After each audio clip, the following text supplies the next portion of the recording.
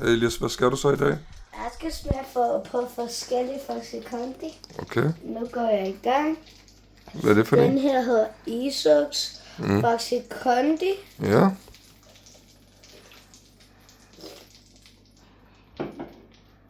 Den er sød, og den smager lidt sur.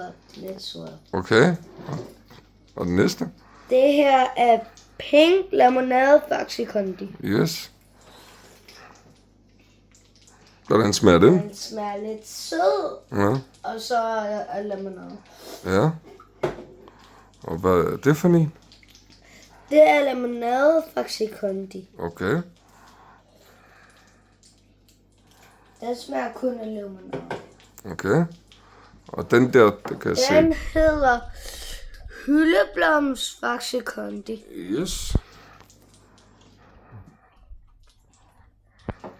Den smager hyldeblomst. Okay, kan du rate den til mig? Ja.